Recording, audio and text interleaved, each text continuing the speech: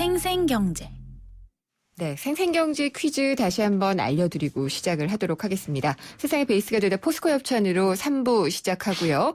생생경제 퀴즈. 예전에는 그 아파트에다가 지금처럼 브랜드 이름을 붙이지 않고요. 이 아파트라고 많이 불렀어요. 대한주택공사가 아파트를 지어서 공급을 했고 개포나 잠실 이런 곳에 많이 들어갔고 그 뒤에다가 주택공사의 줄임말을 붙여서 아파트 얘기를 했었는데 이 아파트는 무엇일까요가 오늘의 문제였습니다. 힌트는 주택공사가 지었다는 겁니다. 보기는요. 1번 반값 아파트, 2번 주공아파트, 3번 전원주택입니다.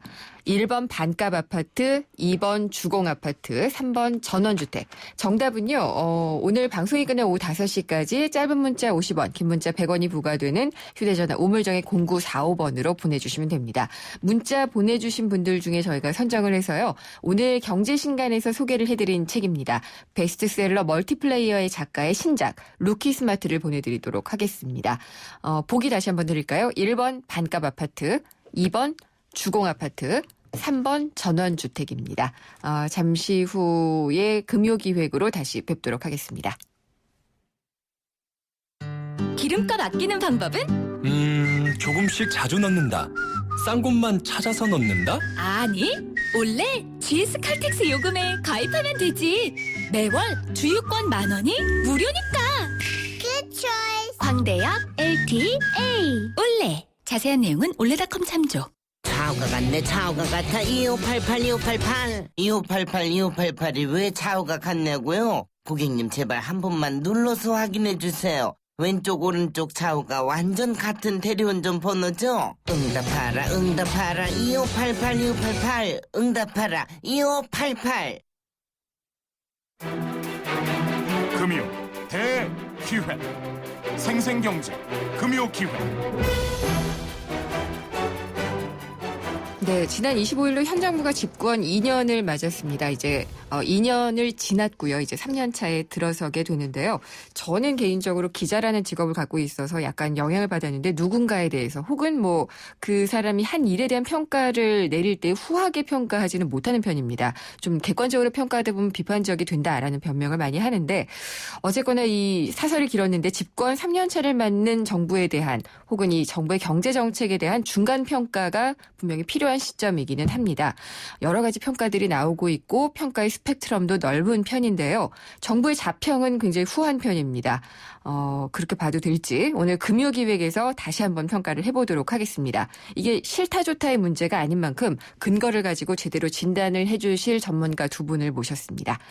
먼저 권영준 경희대 경영학부 교수님 모셨습니다. 안녕하십니까? 안녕하세요. 네, 오정근 건국대 특임 교수님 자리에 모셨습니다. 안녕하십니까? 안녕하십니까? 네, 두 분도 인사하시죠. 네, 안녕하세요. 네. 네, 오늘 열띤 토론이 될 것 같은 예감이 듭니다. 특임이라 그래서 아주 멋있는 그 교수 같아요. 그 특임 교수라는 게 뭐 실력은 없는데 특별히 봐줘서 특임 교수라고 합니다. 무슨 말씀을 겸손하게. 네, 벌써부터 이렇게 설정이 되면은 제가 더 긴장할 수밖에 없는데요. 방송은 일단 요약 정리를 잘하는 게 특장점이 좀 있어야지 되거든요. 그래서 무리한 수치와 계량화를 좀 첫 질문부터 드리도록 하겠습니다. 박근혜 정부 경제정책 2년에 대한 성적을 한번 좀 매겨주십사 하는 질문을 드리겠는데요. 먼저 권영준 교수님께 드릴까요? 100점 만점에 몇 점 주시겠습니까? 저도 원래 너무 무리한 수치화인가요? 원래 이 평가를 잘해드리고 싶고 또 네. 참 어려운데요. 네. 우선 제 의견 제가 동의하고 제가 또 관여하고 있는 또 단체이기도 하고 네. 경실련에서 집권 그 3년 차를 맞는 박근혜 대통령에 대해서 대선 공약 완전 이행률과 여러 가지 평가를 했거든요. 네. 여기서 이제 총체적으로 해가지고 점수를 계량화했어요. 네. 점수를 계량화했는데 거기는 이제 학점으로 줬는데 D학점을 매겼습니다. D학점. D학점이요? D학점이면 100점 만점에 40점대 40점이죠. 40점 이상이 될 수가 없습니다. D학점. 재수강을 해야지 되는 거 아닌가요? 그렇죠. 이것만 갖고는 네. 평점이 이제 졸업을 못하는 성점이죠. 알겠습니다. 그렇다고 뭐 한 번 더 대통령 하시라는 말씀은 아니고. 굉장히 난감한 네, 질문입니다. 네, 네. 답변이었습니다. 그러면 오정근 건국대 네, 특임 최근에 교수님. 그 경제학교에서 이제 학교 끝나고 몇분 교수님 예. 토론했습니다. 했는데 학교에서 이제 A, B, C, D, F를 주는데 A는 주긴 그렇고 C도 좀 그렇고 B- 얘기가 나왔거든요. B-요? 그러면 예. B- 학교에서는 80점입니다. 저는 이번에 점수를 매기는 데는 특별히 이제 세 가지를 고려해야 되는데 하나는 이제 세계 경제의 둔화, 네. 그다음에 세월호 참사, 네. 그다음에 국회에서 경제 활성화법이 통과되지 않고 있는 국회의 높은 벽, 네. 이 세 가지를 고려하면은 막 그런 대로 만족스럽지는 않지만은 예. 우리 경제학교에서는 막 그 정도 얘기가 그래도 글로벌 위기 속에서 그런 어려운 세 가지 여건 속에서 네. 경기 회복에 불신을 살리고 있는 것이 아니냐. 예. 아마 그래서 그런 정도로 점수를 경제학회에서 그 전체적인 그 학자들 한 2, 3천 명 대상으로 설문조사한 건 아니죠? 몇 사람이 이제 몇 사람만 얘기하시는 거죠? 했습니다. 그리고 학회장이 이제 거기에 이런 점수를 줬어요. 아, 현 학회장께서요? 김정식 교수님? 현 전 학회장이. 네, 현 전 학회장. 다 그렇게 해서 80점과 40점이면은 너무나 명확하게 다른데요. 네. 예. 그 얘기를 하면서 좀 맞춰봐야 될 것 같습니다. 근데 청와대 자평은 잘했어요. 이 점수는 매기지 않았지만은 어쨌든 경제 지표는 나쁘지가 않거든요. 개선된 것들도 있고 뭐 자유무역협정 FTA로 인해서 경제 영토도 넓혔다. 이 얘기 다시 또 들렸고요. 그래서 어느 정도 잘하고 있다라고 자평을 했던데 그러면은 40점이면은 그 자평은 잘못됐다라고 보시는 건가요, 권영준 교수님? 후한무치한 그 평가라고 얘기할 수밖에 없겠죠. 만약에 근거를 말씀해 주셔야죠. 근거를 말씀드려야죠. 네. 당연히. 네. 지금 서민들 주택난 알고 계시죠? 네. 전세난 대란해가지고 어마어마하게 고통당하고 계시죠? 그럼요. 예. 그리고 비정규직들 지금 수백만 명이 지금 굉장히 지금 고통당하고 있죠? 네. 그리고 복지 문제에 사각지대에 있는 사람들 굉장히 고생 많이 하고 있죠? 지금 우리 MB 정부가 사실 최악의 정부라고까지 평가를 할 정도로 굉장히 그 평가가 박혔는데 MB 정부보다 나아진 게 하나도 없다는 거 네. 얘기를 하는 거거든. 더 나빠졌다. 예. MB 정부 때는 2008년 금융위기라고 어마어마한 지금 외부 효과를 핑계를 대고 그래도 잘했다라고 얘기하면 그거는 정말로 후한무치한 것이다. 왜냐? 네. MB 정부 때 정말 2008년 우리에게 전혀 잘못이 없는 어마어마한 그 리만 브라더스와 그 서프라임 모게이지 사태로 인한 그 후폭풍으로 해가지고 모조리 취약한 소규모 개방 경제인 한국이 네. 뒤집어썼는데 예. 그나마 MB는 그때 가장 많이 빨리 우리가 회복했다는 얘기를 할 수 있지 않습니까? 네. 그래서 자평도 많이 했는데 어쨌든 많이 안 근본적인 그 흔들렸었죠. 경제 예. 구조 문제에 대해서는 해결을 못했지만 4대강이나 자원외교 같은 엉터리 같은 사업도 많이 그 부정적인 효과가 있었지만 어쨌거나 그 MB 정부 때도 사실은 네. 지금보다 훨씬 더 어려운 글로벌 환경이었다. 지금은 그때보다 낫거든요. 알겠습니다. 난데 네. 그거 가지고 그렇기 예. 때문에 우리가 더 잘했다?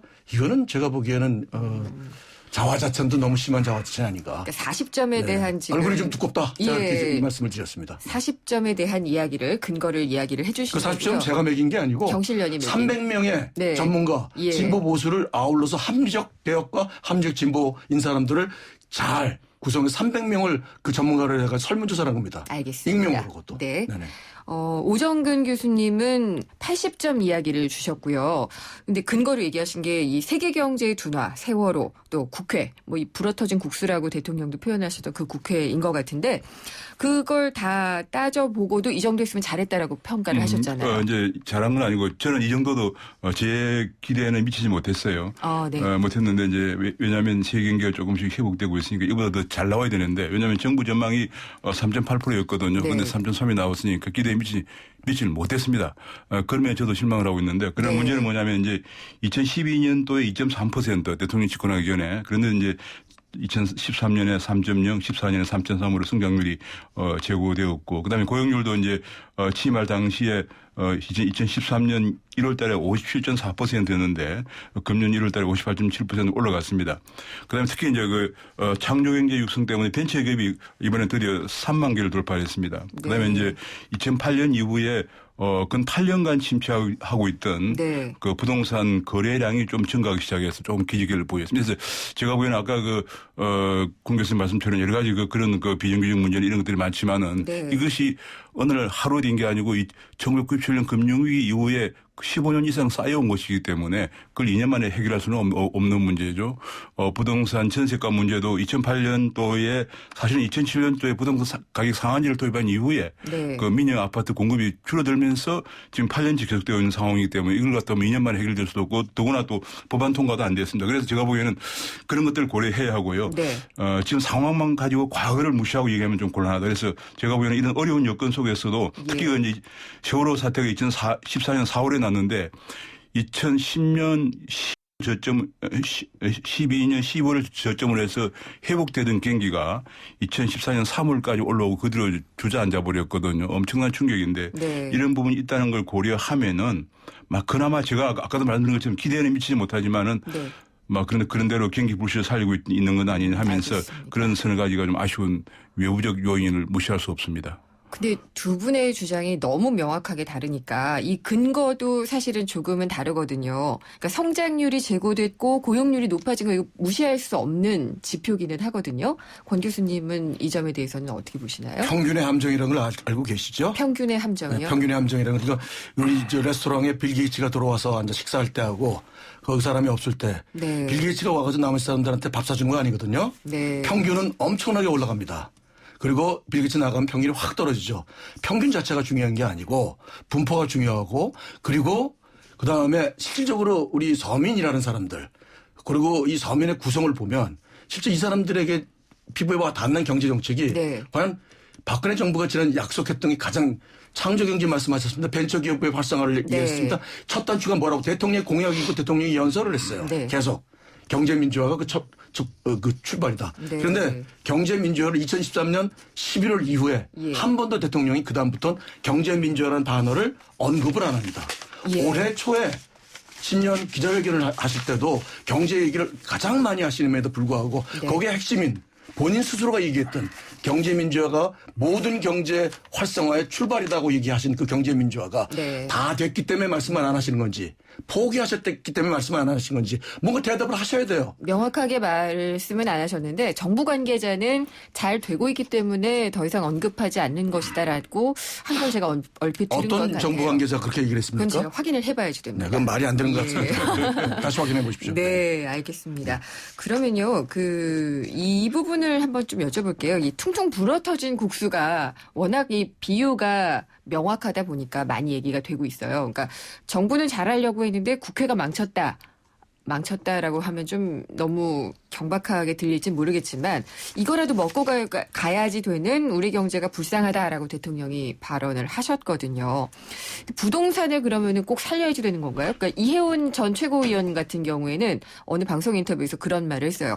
그러면은 부동산 3법이 묘약이라고 생각하는 거냐 이 정부는 이렇게 생각하는데 오정근 교수님은 어떻게 생각하세요? 미국의 하고 영국의 예를 들면 알 수가 있습니다. 미국의 버냉키가 2008년 글로벌 금융위기가 발생하자마자 엄격히 말하면 9월 15일 날 리만 브러더 파산했죠. 네. 그러자마자 12월에 바로 도입한 게 양적 완화 1단계 조치인데 네. 그때 1조 4천억 달러를 들여가지고 주택 저당 채권을 매입을 했습니다. MBS. 그렇죠. 예. 그러니까 미국 중앙은행이 주택 경기를 살리기 위해서 저당 채권을 1조 4천억 달러 매입했다는 대단한 파격적인 건데 그 왜 그러냐면은 뭐 한국도 마찬가지인데 미국 같은 경우에는 GDP 중에서 68%가 개인 소비 지출이에요. 네. 그러니까 한국도 마찬가지인데 거의 한 60% 되는데 개인 소비 지출이 회복이 안 되면 안 되거든요.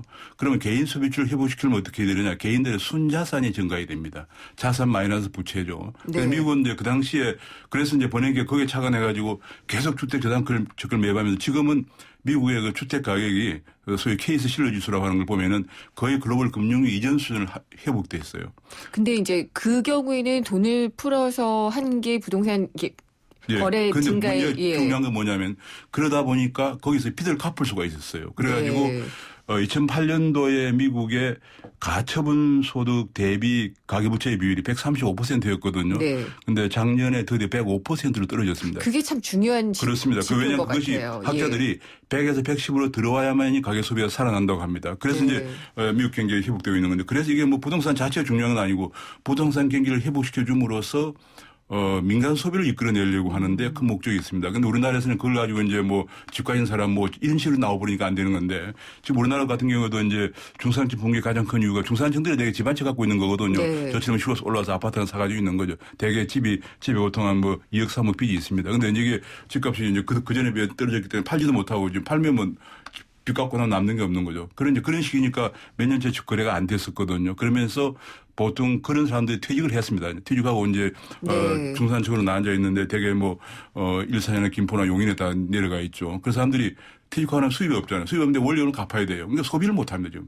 그래서 평균 소비 성향이 50% 밑으로 떨어졌거든요. 알겠습니다. 그 부분 때문에 이게 예. 중요한 겁니다. 그러니까 어쨌든 부동산 경기를 띄우는 것 자체가 중요한 게 아니라 이걸 통해서 중산층들의 네. 소비 여력을 키우는 게 중요하기 때문이다라고 지금 그렇습니다. 오정은 교수님 설명을 하셨는데요. 권영준 교수님 보시기에는 같은 시간만큼 저도 얘기하겠습니다. 네. 네네. 네. 그 기본적으로 진단이 정확해야 처방에 이제 정확한 처방이 나오지 예. 않겠습니까? 그 진단의 측면에서 제가 오 교수님의 평상시에 오 교수님을 존경하지만 이 점에 있어서는 제가 동의가 안 됩니다. 기본적으로 우리 네. 시장에서는 부동산은 이미 인구 사회학적 구조가 예. 이미 노령화 사회로 가고 핵가족화로 가고 더 이상 출산율이 높아지지 않고 이제 수요 계층이 집을 살 수 있는 수요 계층이 더 그 과거처럼 그 폭발적 성장을 하고 압축 성장을 하고 있는 그 시대처럼 네. 그런 시대의 그 환경과 꿈은 완전히 없어졌다. 그럼 집값은 앞으로 올라가지 않는다. 그런데 계속해서 집값이 올라가도록 만들려고 애를 쓰는 네. 이 처방은 진단이 잘못됐다. 기본적으로 이번 부동산 3법이 그 한법을 통해서 혜택을 받는 사람이 누구냐. 이게 무슨 이념적인 차원이 아니라 이게 예. 대부분의 서민들이고 대부분의 중산층이고 혜택을 받는다고 하면 이 정책은 옳은 정책입니다. 그러나 이 부동산 3법 보면 분양가 자율화라든지 네. 뭐 그다음에 지금 재건축 뭐 활성화라든지 이 모든 거는 결국은 강남에 살고 있는 강남의 주민도 대한민국 국민이고 귀중한 분들이지만 네. 전국으로 볼 땐 아주 퍼센테이지가 작은 분들인데 여기에 맞춰가지고 뭐 불어터진 국순이 어쩌고 저쩌고 저는 국수라고도 생각을 못 하겠어요. 국수가 아니고 만약에 모르핀이면 예. 몰핀이면 진통을 없애기 위해서 빨리 놓는 것도 필요하지만 계속해서 몰핀을 놓는 거는 굉장히 인체를 망가뜨리는 것이거든요. 그러니까 밥을 주는 것도 아니다라고 지금 보시는 거군요. 그러니까 부동산 3법이나 어떤 규제 완화를 통해서 그러니까 진단이 시장을 잘못됐다. 게. 예. 진단은 뭐냐? 네. 아까도 말씀드렸지만 지금 막혀있는 소득주도 성장 전략이라고 네. 최경환 부총리 얘기했지 네. 않습니까? 그 맞는 즉 슬로건은 맞는 거거든요. 목표는 맞는 거예요. 네. 방법론에 들어가면 전혀 소득주도 성장을 할 수 있는 방법론을 채택을 안 했다는 겁니다. 그럼 어떻게 하면 왼쪽 될까요? 깜빡이 놓고 오른쪽으로 예. 갔는데 예. 이게 말이 안 되는 거죠. 기본적으로 네. 자 최저임금을 지금 올리는 문제 같은 것. 네. 왜 정부가 적극적으로 나서서 안 하고 있습니까? 그건 굉장히 중요한 거거든요. 아파트 경비원이라든가 비정규직 대부분 다 최저임금이거든요.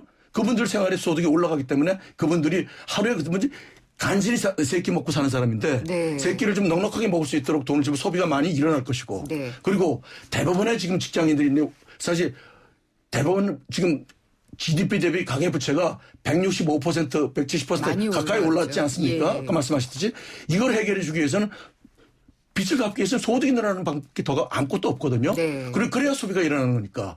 그리고 그런 정책들이 진단이 잘못됐기 때문에 그런 정책이 나오지 않고 있고 정책이 나오지 네. 않고 있기 때문에 예. 부동산 3법에 대해서 뭐 국회를 원망하고 야당을 원망하고 이거는요 근본적으로 야당도 제가 보니까 답변하는 게 불어 터졌다는 것만 기분 나빠하지 부동산 3법이 가지고 있는 차라리 이혜원 대표가 네. 여당의 전 최고위원이 이 양반이 또 훨씬 더 정치하고 정교하고 학자다운 아주 전문가다운 발언을 했는데 저는 그 말이 정확하게 맞다고 보는 거예요. 묘약이 아니다. 네. 이라고 이게 묘약이 얘기했죠. 아니다. 예. 이건 잘못됐다기보다 이것도 하나의 부분적으로 필요한 정책일 수는 있으나 네. 이것 가지고 모든 것이 다 해결된다고 생각하는 건 참으로 아마추어고 참으로 엉터리 의사, 돌팔이 의사의 처방이다. 네. 저는 그렇게 보는 거죠. 근데 이게 지금 오정근 교수님도 그렇고요. 부동산이 모든 것을 다 끌어올릴 거라고 말씀하신 거는 아니에요. 그렇지만 이제 비중을 조금 더 두신 거는 맞는 것 같고. 근데 권영준 교수님은 그 비중을 두는 걸 조금 더 줄여야지 된다라고 지금 보고 계신 것 같아요. 기본적으로 이쪽에서 예. 혜택을 받는 사람들이 예. 소비를 더 많이 일으키는 사람들이 아니고 네. 알겠습니다. 아니라는 거죠. 예. 이건희 씨가 소득이 더 올라간다고 소비 더 많이 하겠습니까? 자, 그럼 제가 네. 저도 좀 얘기를 할게요. 예. 그러면 지금 그- 시간은 예. 3부 시간은 거의 끝났습니다. 그렇기 때문에 제가 이제 예. 그 소득주도 성장 이제 좀 얘기하려고 그러는데요. 소득주도- 잠깐 이 얘기 나왔으니까 한 4부에 넘어가서 저희가 오케이, 해야지 될 그럼 것 그렇게 하죠. 같습니다. 예. 해피 쉐리 뉴 이어. 온 가족이 모이는 설 연휴. 쉐보레와 함께 기분 좋은 귀성길 되시라고 2월 한 달 쉐보레를 구입하는 모든 분께 최대 120만 원의 풍성한 할인 혜택을 새해 선물로 드립니다. 전시장 및 홈페이지 참조, 일부 차종 제외. Chevrolet, find new roads. 점심시간이 지났지만 벨은 계속 울립니다. 7번 테이블 반찬 리필, 4번 테이블 계산, 다시 5번 테이블, 3번 테이블, 이번엔 1번. 박 사장님, 쉴 틈이 없어요. 잠깐! 피로부터 풀고 하세요. 지금은 피로가 풀리는 바카스 타임. 풀려라 5천만, 풀려라 피로. 바카스. 경제를 위한 바른 시각, 본질에 다가가는 심층 분석, 가치를 추구하는 정확한 해석. YTN 라디오 김윤경의 생생경제. 건축과 인테리어에 대한 모든 것. 경양 하우징 페어. 건축 전시회 가자. 꼭 가야 하는 곳. 건축 전시회 가자. 경향하우징 페어. 2015년 2월 26일부터 킨텍스. 경양 하우징 페어. 기름값 아끼는 방법은? 조금씩 자주 넣는다. 싼 곳만 찾아서 넣는다? 아니, 원래 GS 칼텍스 요금에 가입하면 되지. 매월 주유권 10,000원이 무료니까. Good choice. 광대역 LTA 올레. 자세한 내용은 올레닷컴 참조. 가나다라 마바사 자차카타파 전해주고 싶은 얘기 바람병에 담으면 한글이 모자랄지도 몰라. 병 하나에 담을 수 없는 초정탄산수 이야기. 파란을 일으키다. 초정탄산수. 코웨이에선 정수기 필터 교체하듯이 오염된 매트리스 상단을 새 걸로 교체할 수 있대요. 우와! 게다가 미세먼지부터 진먼지 진드기까지 7단계로 케어해준대요. 위생까지 책임져야 진짜 침대다. 코웨이 매트리스 케어 렌탈 1588-5200. 모든 사람이 꿈꾸는 내일 롯데건설 협찬으로 김윤경의 생생경제 4부 시작하겠습니다. 오늘 금요기획 아주 스튜디오가 뜨겁게 달궈지고 있는데요. 박근혜 정부 출범 2주년, 그러니까 이제 집권 3년 차에 들어가는 정부의 경제정책이 어떠했는지에 대한 평가를 내리고 있습니다. 지금 나오신 분은 권영준 경희대 경영학부 교수님, 그리고 오정근 건국대 특임 교수님 나오셨는데 두 분은 확실한 견해 차이를 가지고 평가를 하고 계십니다. 것 같습니다. 3부에서는 평가를 일단 내려보고 소득주도의 성장이라는 캐치프레이즈를 내건 정부의 경제팀은 맞지만 그 길을 잘못 가고 있다라고 권영준 교수님 말씀을 하셨고요. 여기에 대해서 오정근 교수님께서 말씀을 해주시겠다고 하셨어요. 네, 저는 우리 여당에서 하고 있는 정책 중에 제일 잘못된 것 중에 하나가 소득주도 성장입니다. 왜요? 이게 왜냐하면 옛날에 제가 연구에서 공부할 때 칼막스를 공부할 때 소득주도 성장은 폐쇄 경제에서 소득을 이제 임금을 올리면은 소비가 늘어나서 이제 경기 회복된다는 얘기인데 지금은 개방 경제이기 때문에 소득이 늘어나면 해외에서 물건을 구입합니다. 그런가요? 네, 그렇습니다. 그래서 지금 문제가 뭐냐면은 현재 우리나라 임금 수준이 금융 부분 같은 경우는 일본보다도 높고요.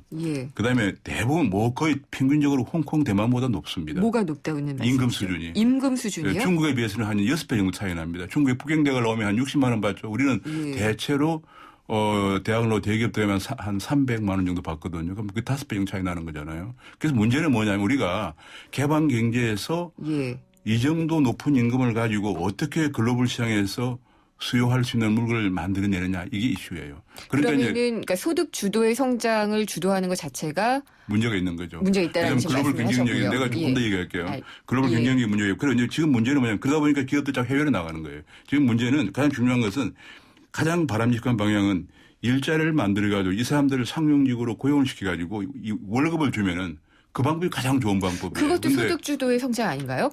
근데 그거는 일자리를 늘려서 차원이 다른 게 첫 번째 여건은 임금을 먼저 올려주라는 얘기고요. 이거는 일자리를 만들어서 그 대가로 가져가라는 얘기예요. 네. 그래서 이게 차이 납니다. 그래서 지금 이제 기업이 일자리를 만들어서 임금을 줄 만큼 되면은 알겠습니다. 서로 상생이 되지만은 지금처럼 임금 피크제는 지금 정년 연장 보장해놨지. 임금 피크제도 안 하고 있지.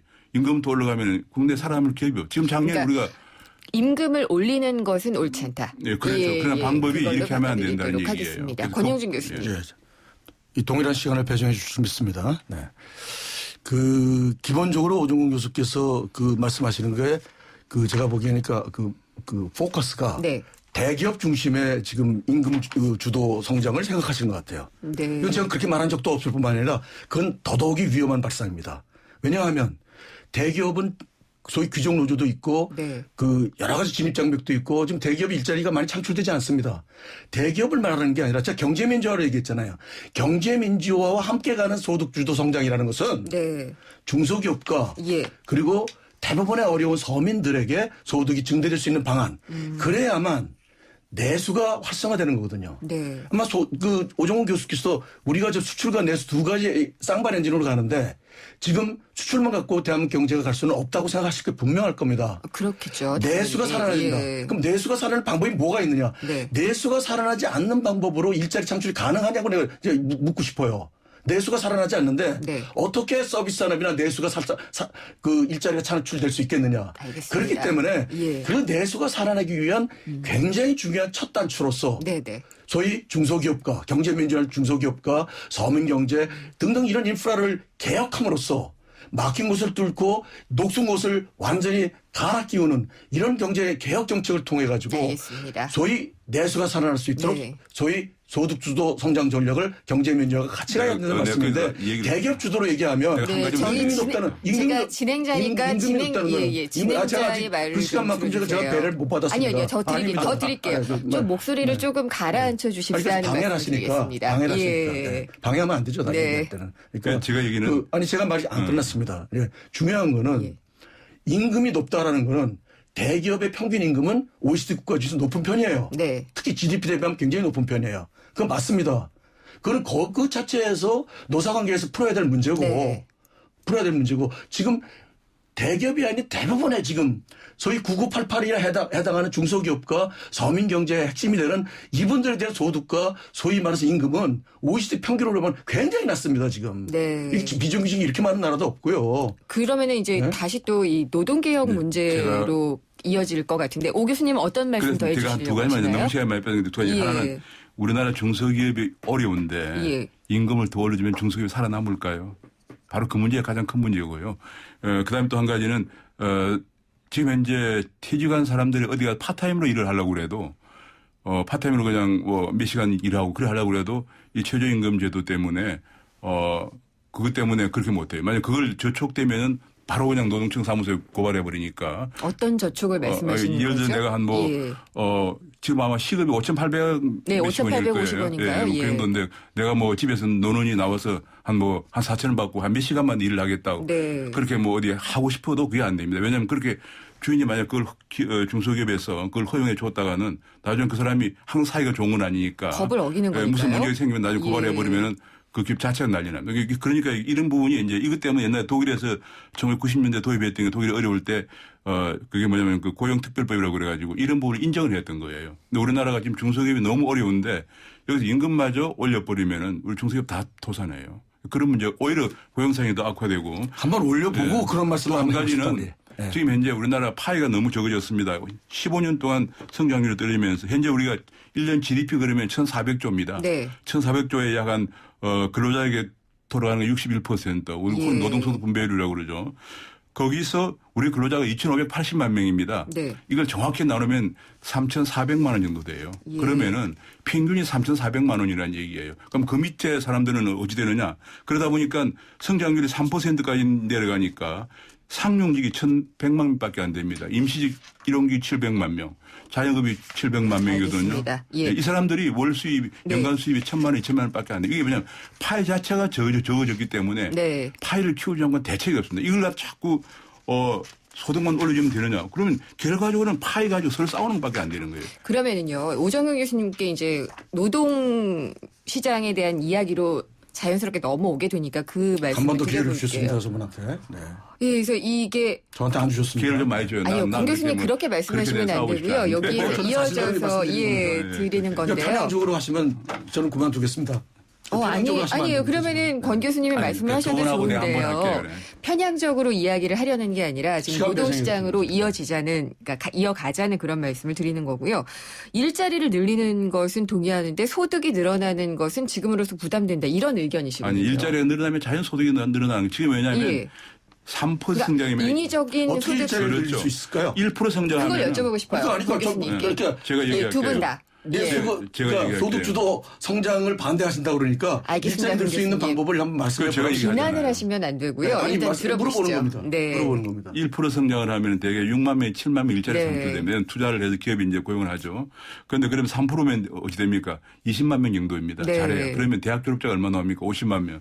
고졸이 또 한 20% 되죠. 그러면은 물리적으로 3%하고는 갈 데가 없는 그것이 10몇 년 쌓이면서 비정규직 700만 명 시대가 된 거거든요. 네. 이렇기 때문에 이거를 이미 최근 5년 동안 트리클다운 낙수 효과가 이미 대한민국뿐만 아니라 대부분 국가에서 네. 이미 그 효과는 이제 검증되지 않았어요. 끝났습니다. 알겠습니다. 그렇기 때문에 지금 예. 말씀하시는 거는 검증된 것 자체가 검증된 장가 아니기 때문에 예. 말씀하시는 거는 좀 그렇습니다, 사실은. 서로 견해가 굉장히 다르신 거는 제가 알겠는데요. 달라도 예의는 지켜야죠. 얘기하는 도중에 그냥 감정을 조금 가라앉히시는 게 좋을 것 같아요. 시간이 저희가 또 그럼요. 많이 배정이 안 돼 있기 오케이. 때문에요. 다음 주에 넘어갈게요. 예, 일단 평가는 다 하신 걸로 보고 앞으로의 그런 과제를 좀 얘기를 해보는 게 중요하지 않을까 싶어요. 권영준 교수님께 먼저 기회를 드리겠습니다. 앞으로의 그럼 정부가 어떤 점들을 개선을 하고 어떤 방향으로 나가는 게 옳을까요?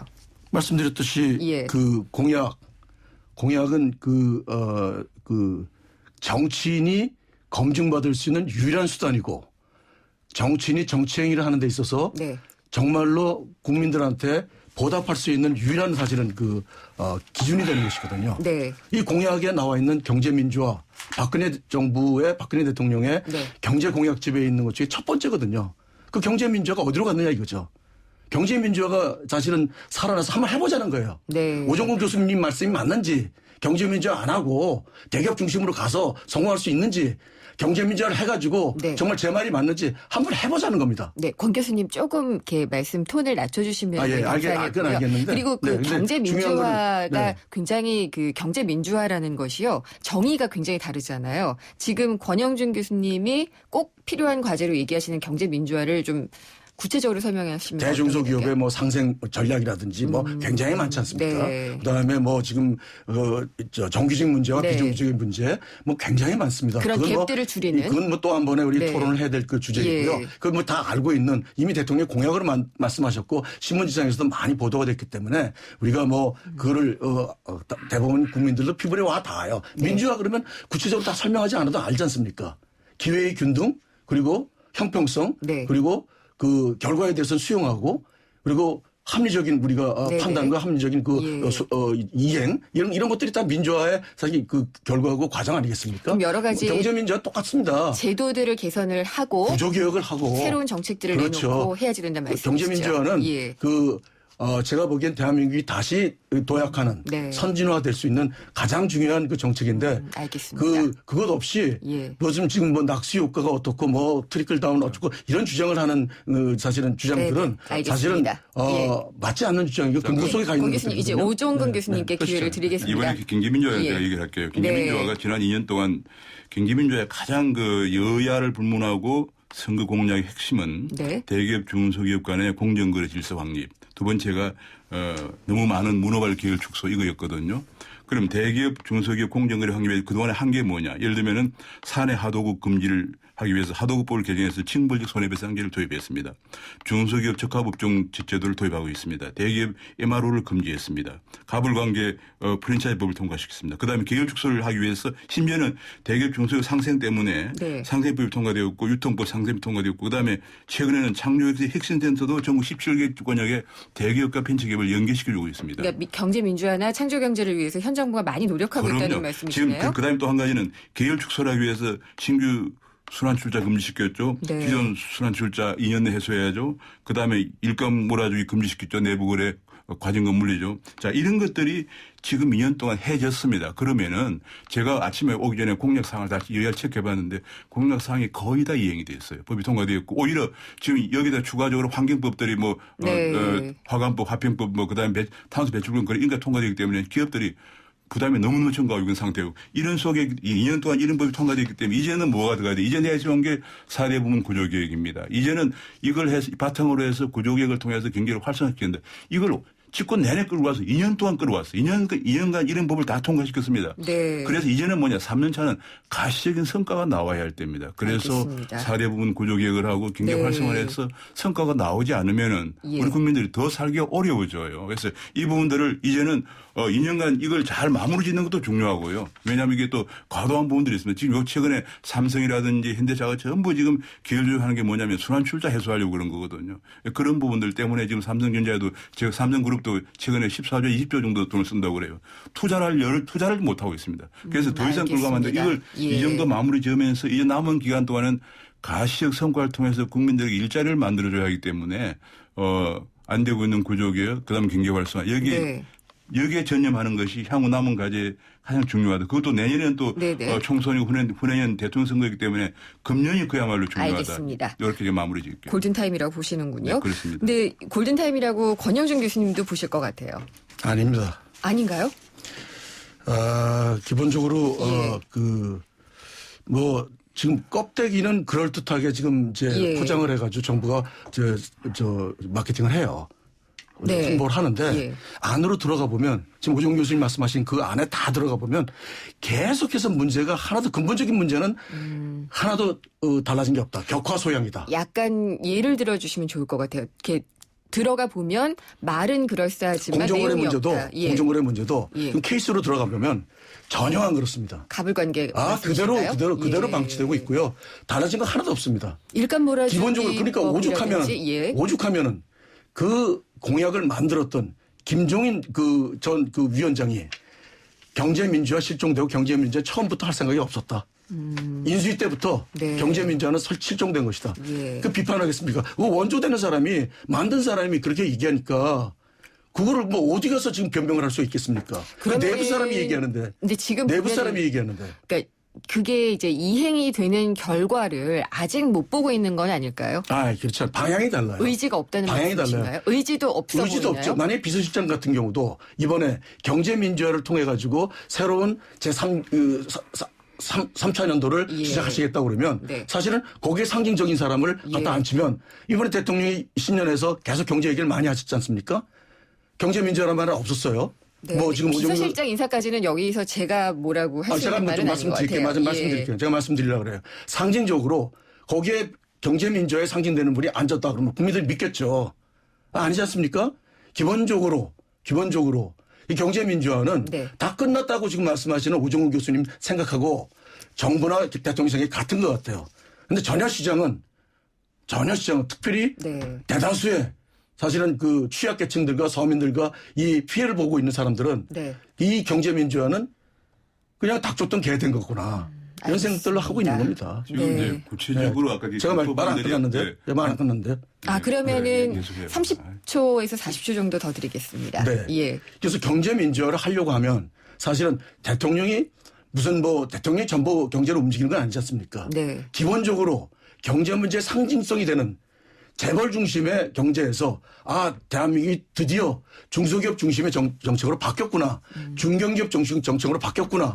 이런 상징적인 가시적인 제도와 그리고 그 정책이 펼쳐져야 되는데 그런 것들은 하나도 달라지지 않고 똑같이 가고 있다. 이런 말씀을 드릴 수밖에 없습니다. 그러면 제가 이걸 여쭤볼게요. 지금 글로벌 경제는 굉장히 전쟁 중인 것 같아요. 그러니까 정말 통화 정책을 있는 대로 다 끌어다 쓰고 이런 전쟁을 하고 있는데 우리는 그렇지가 못한 것 같아요. 그래서 이 상황에서 우리는 그러면 괜찮은 건지 아니면은 우리도 이 전쟁에 뛰어들어야 되는 건지 이 스탠스가 좀 궁금한데요. 오정근 교수님께 먼저 질문 드릴게요. 금년 들어서 좀 주제를 바꿔보겠습니다. 경제민주화는 구체적인 법안을 얘기해도 그냥 막무가내로 자꾸 얘기하니까 할 말이 없고. 막무가내라는 말씀은 얘기가 없는 말씀이시죠. 금년 들어가지고 1월 달부터 2월 어제까지 세계 18개 은행 유럽중앙은행은 19개 회원국이니까 세계 36개국이 금리 인하나 통화 완화 정책에 동참을 했습니다. 네. 그런데 이제 36개국을 보면은 거의 금융시장의 발달이 안 돼가지고 간접적인 통화정책 수단을 쓸 수 없는 국가들이 많습니다. 후진국이나 체제전환국들 빼고 나면 거의 모든 나라가 완화 통화정책을 하고 통화 있고. 거의 전쟁을 하고 있는데 그렇습니다. 우리는 그럼 지금 어떻게 가야 되나요? 하고 있는데 한국은 지금 거기에서 예외가 되죠. 그래서 지난 2년 동안 한국만 제가 조사해 보니까 한국의 원화가 4.5% 가장 높게 절상이 됐어요. 그래서 그 결과 지난 2002년부터 2011년까지 연평균 15% 증가하던 수출 증가율이 지난 3년 동안 1%로 떨어지고 이번 1월 달에는 0.7% 마이너스가 되었습니다. 그럼 우리도 어떻게 해야 되느냐. 제가 보기에는 우리도 과거 이게 이제 바로 대공황 때 겪었던 건데 거기에 동참하지 못하는 나라는 회복이 늦어집니다. 제가 보기에는 그게 가장 중요하고 지금 그래서 지금 우리나라가 사실은 뭐 경제민주화 이런 것도 중요하면 앞으로 제가 보기에는 금년 말이나 내년에 이런 속에서 미국의 금리를 올리고 긴축하게 되면은 자본이 빠져나갈 가능성이 있거든요. 그러면서 제가 보기엔 내년 정도에 우리나라가 정말로 어려운 상황이 알겠습니다. 그걸 준비를 해야 된다는 조금 더 적극적으로 해야 된다는 그렇습니다. 말로 받아들이겠습니다. 권영준 교수님. 예, 뭐 일견 이해가 되는 바는 있지만 지금 우리가 금리를 더 지금보다 급격하게 낮춘다. 경쟁국가처럼 낮춘다. 우리는 소규모 개방 경제입니다. 소규모 개방 경제. 자원도 없는 나라입니다. 외국인 지금 투자가 증권시장에서 한 40%까지 들어와 있는 나라입니다. 이 금리차가 우리나라 금리차가 급격하게 다른 나라하고 맞춘다는 이유로 급격하게 금리가 내려가면 그러면 외국인 투자자들이 떠날 수가 있습니다. 굉장히 자본시장에서 떠날 수가 있습니다. 지금 소위 인터레스트 패리티 이론에 의해 가지고 떠날 수가 있기 때문에 그것 또한 우리가 무시할 수 없습니다. 한국은행 총재가 제가 보기엔 양쪽 고민을 다 하는 거예요. 그러면은 지금은 잘한다는 얘기를 하는 게 아니라 고민을 다 해서 가만히 있는 것 같지만 계속해서 고민을 하면서 계속해서 시장을 주시하면서 시그널을 주고 있는 것 같아요. 제가 보기에는. 그러면 더 공격적이거나 더 선제적이지는 이미 않고요. 공격적으로 나가는 거는 그만큼 거기에 따른 리스크도 분명히 있다는 것을 우리가 인지해야 된다는 것입니다. 그래서 오종훈 교수님 말씀도 일리가 있지만 그것까지 같이 감안할 때 일방적으로 주장하는 것은 위험성도 내포한다. 이런 말씀 드리고 싶습니다. 정말 시간이 모자라는군요. 지금 이제 마무리에 들어가야 될 것 같은데요. 그러면은 오늘 이제 박근혜 정부 달려온 2년 그리고 앞으로 달려가야지 될 그 해의 경제 정책에 대해서 얘기를 하고 있는데 현 정부의 경제 정책이란 무엇이다라고 각각 정의를 내려주시고요. 간략한 그 설명을 부탁드릴게요. 먼저 권 교수님께 드리겠습니다. 이건 저부터 주시는 거예요? 현 정부의 경제 정책이란 무엇이다?